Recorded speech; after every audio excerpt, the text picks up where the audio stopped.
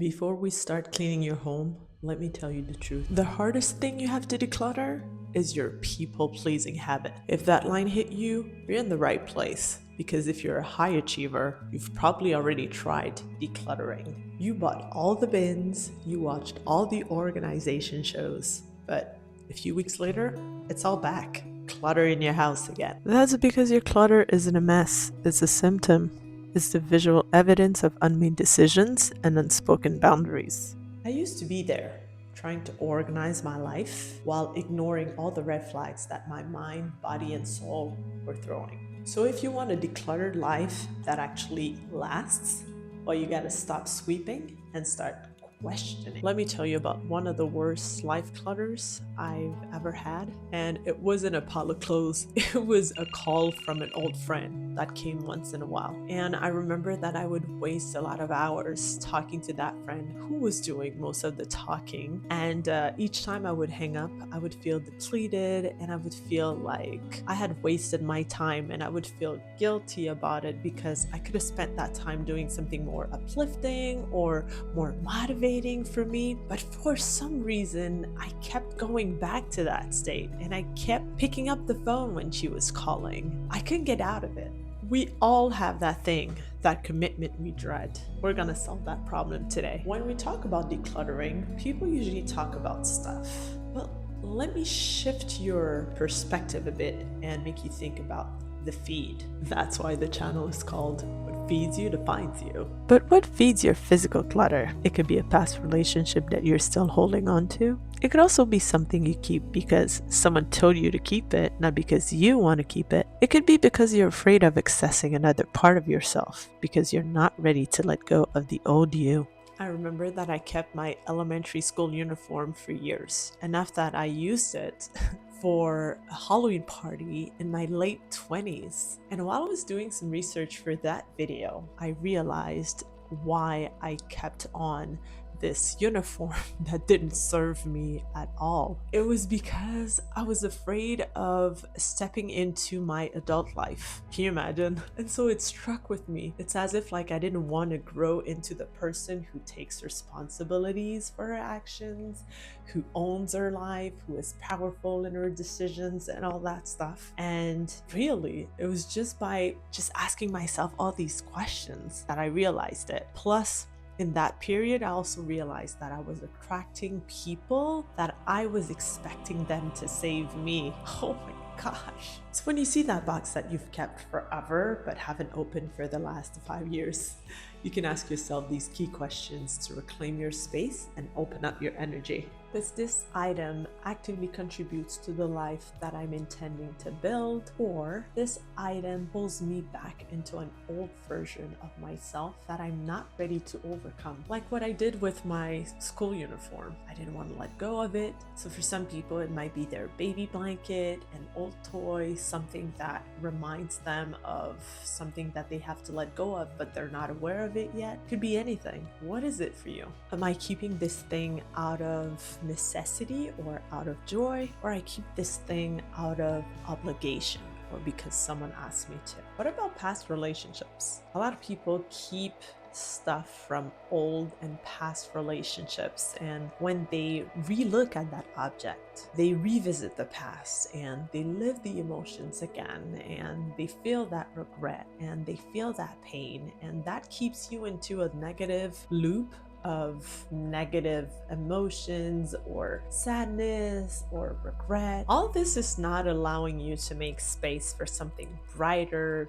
bigger, happier. If I saw that object in the store today, knowing everything that I know about my energy and my goals, would I spend money, space, time, resources on it? This one is quite self-explanatory, and it will allow you to make those conscious consumption choices and realize if you want to allow that little thing to have space in your environment. Now let's talk about what feeds your mental clutter. Your 15 browsers open on your laptop, your endless scrolling, you watching the news 24/7, you always hanging out with negative people, you having so many subscriptions that they keep charging your credit card and you never realize it, you having your phone screen screen overflowed with apps that you don't use. You better at reacting than at respecting your boundaries. Or something else. That mental consumption has a direct effect on your emotions. Plus, it could slowly make you sick. So to avoid all of this, I really recommend that you ask yourself these key questions. Does consuming this feed make me feel informed and uplifted, or anxious and inferior? And then you have to ask yourself the deeper question. Why do you keep doing this if it makes you feel anxiety and it makes you feel inferior? Is it about self-worth, self-acceptance, self-sabotage? If I remove this app subscription or follow, will that extra space make me feel anxious, or it will fill me with peace and clarity? Do you know what FOMO means? I know. Friends often make outrageous demands. No. Oh yeah. Fantastic opportunities might occur. No. Frequently overlooking my obligations. No. Fear of missing out? Yes! Great answer! Exactly.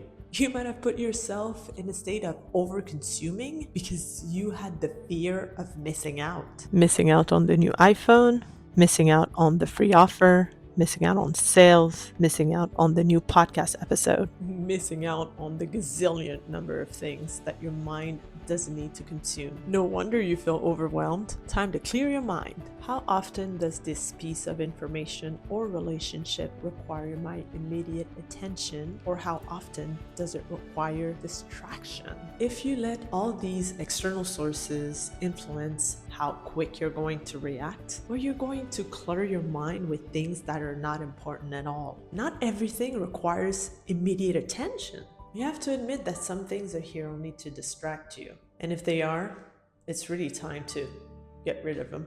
So your mind finally feels lighter, so that you can breathe better, so that you can get that sense of clarity. And what about those things that might clutter your soul, energy, and time? Have you ever done the exercise of listing all the things you do during the day and rate them as how crucial these things are to getting you closer to your goals or sticking with your values? This is actually the best exercise to make you realize how much time you lose on things that don't matter at all. And yet, you keep these things cluttering your life. Is it because you feel a void? Is it because you're bored? Is it because you're afraid of being alone again with your thoughts? You won't know unless you ask yourself these important questions. If that task or commitment just disappeared from my life at the moment, would I feel relief?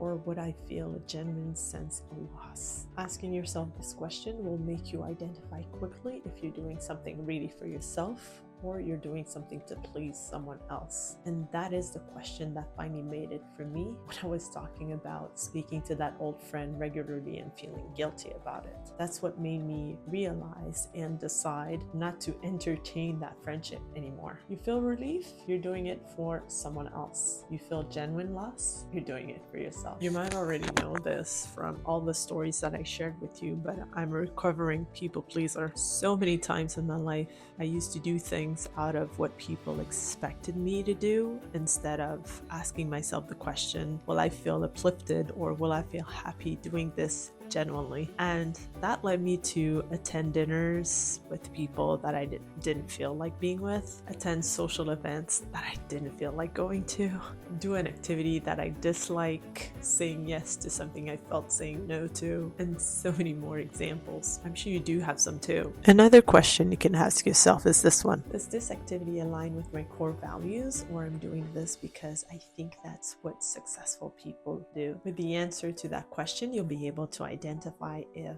success comes from internal fulfillment or success comes from external opinions or what you should have or what people say success looks like.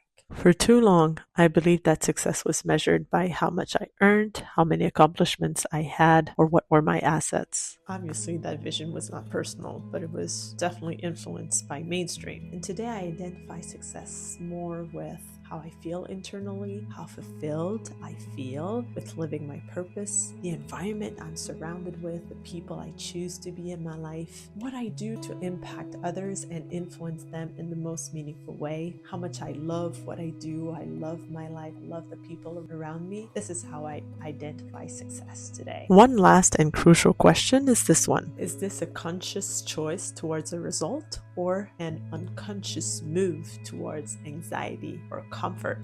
This question forces you to realize if you are living intentionally or if you're just doing things for the sake of doing things. And when you choose to live intentionally, I'm telling you, there's a huge shift in your life that feels so freeing and liberating. Declutter your life and reclaim your power. Look, for too long you've allowed your messy drawers, your packed calendars, your mental clutter to shelter this old version of you that you're afraid to let go of. A shelter to the person who let fear, obligation, and other people's demands define every square inch of their energy. Every piece of clutter was a broken boundary, and every unnecessary commitment was a leak in your energy bucket. That ends right now. When you start to ask yourself these questions, you stop being the janitor of your life to become the architect of your life. This is the exact moment we stop asking, where should this go? Instead, we should say, does this deserve to stay? The cost of an unconscious life is not just a messy room. It's chronic anxiety, a drained spirit, and a body pushed to the crisis point. We're not just making space. We're making a clear, non-negotiable declaration of our own worth. Decluttering is the ultimate act of self-love. You literally choose peace over panic. You are choosing your non-negotiable energy over someone else's opinion or desire or expectation of what you should do or be or say. And you finally become the conscious catalyst that you are. The true goal of decluttering is not a tidy home. The true goal is to protect your energy, your health, and your non-negotiable worth. A clear space is a byproduct of a clear mind. Decluttering helps clear your mind, and detachment does too. Watch this next video called Detach, Don't Care.